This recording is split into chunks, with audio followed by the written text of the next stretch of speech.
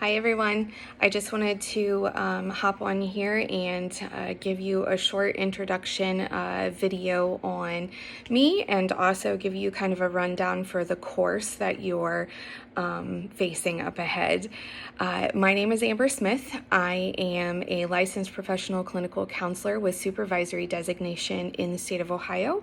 I'm also an LPC-MHSP in the state of Tennessee, which is essentially equivalent to the same license.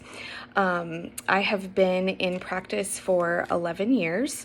Mostly focusing on mental health, but as you can imagine, mental health is coupled with substance abuse quite often. You will rarely ever see one existing, especially substance abuse existing without a co-occurring mental health disorder. So you'll hear that word co-occurring kind of thrown around a lot in the substance abuse field if you haven't already.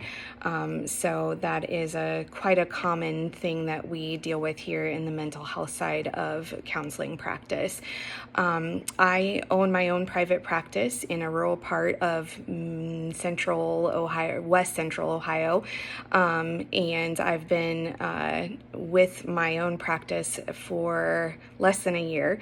Prior to that, I worked at another private practice, group practice owned by one of my favorite colleagues, and I worked there for 5 years. I'm still doing some supervision and contract work with them as well, which leads me to my next thing. I supervise interns as well as counselors that are working towards their independent licensure, so that is a specialization that I thoroughly enjoy. I work with women only in my current private practice. I've really honed in on my niche, which is women and parenting. Those are my two specialties, things that I love to do. But obviously substance abuse gets mixed in there a lot because of that. So I have quite a lot of experience working with substance abuse as well. My education background, I completed my bachelor's in psychology at The Ohio State University in 2006. I have a master's in community counseling from the University of Dayton, and I completed that in 2010 and since been in practice. I have history working in case management. I've worked in juvenile probation. My first job as a master's in counseling was at Children's Hospital in Columbus. I worked with very high-risk youth that were either at risk of entering into the justice system or heading on to residential treatment facilities. So I was kind of the last stop before that. And so I worked with very high-risk kids. I saw them 2 to 3 times a week, so my caseload was rather small because of that. I was also community-based, so I drove around the city of Columbus to see my clients in their natural setting. From there, I moved on to community mental health. I worked there for a few years before moving into my first group private practice.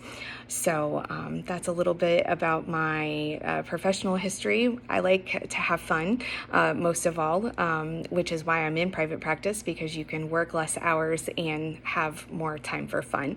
I play softball as one of my self-care activities, and I love to crochet.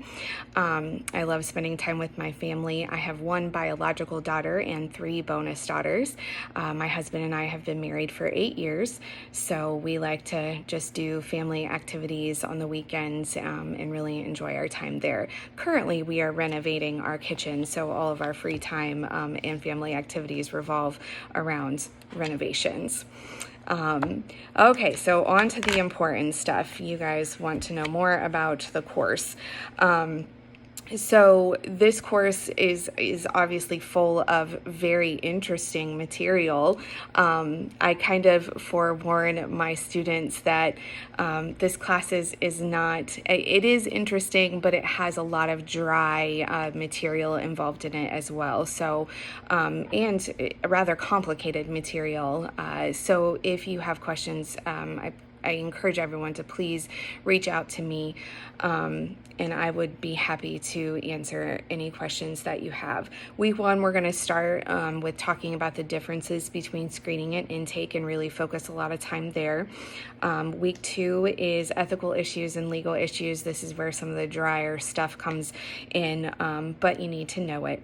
We'll also talk about clinical versus informal assessments and what the differences are there. Week 3 is where it gets super important to pay attention to the instructions of your assignments. Week 3 is when we start talking about the case of Janet. Each week, you will have an assignment that builds upon the next assignment. So week 3, your first assignment, the second assignment builds upon that. And then for week 4, your first assignment will build upon last week's assignments, and so on and so on, until we reach week 5 and your final treatment plan project. That literally will take everything from week 3 and put it into one assignment. So lots of those pieces are already completed for you if you have done all the rest of the assignments from week 3.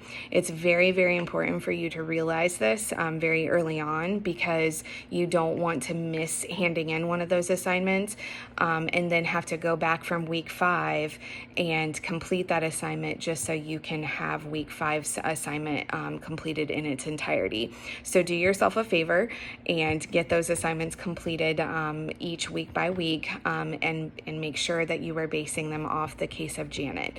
If you have any questions about any of that, please feel free to ask me, and I encourage you strongly to ask me, because in the past this has caused students a lot of confusion, and they didn't realize that it was supposed to be based off of the case of Janet, or certain components needed to be added to it. So just keep that in mind moving forward. That's why I'm saying all of this right now, so that you can be prepared and know that your grade will vary depending on those next assignments. Everything is going to kind of be culminating together. So also, please note that Dr. Tomlinson, our dean in the online programs, has made changes to the discussion rubric. So you're going to notice that you're now required to respond to the professor's discussions. So I will do my best to respond to each and every one of your discussion posts. And sometimes I will ask questions. And so now you are required to respond to those questions. So just keep that in mind. That does affect your grade for your discussion posts. So make sure of that. I also want to be very aware of our current circumstances in this country right now with COVID. Lots of people are still getting sick. And so if you come down with anything, any type of sickness, not just COVID, but anything, please let me know so that I can give you some extra time on assignments. However, I do need a doctor's excuse. So if you suspect that you have COVID, I do need some documentation saying that you tested positive so I can give you some extensions on things. So please just note that if you do come down with any type of sickness, I do need a doctor's excuse in order to give you that time off that you need. So I hope that none of that happens, and I pray that we all stay healthy.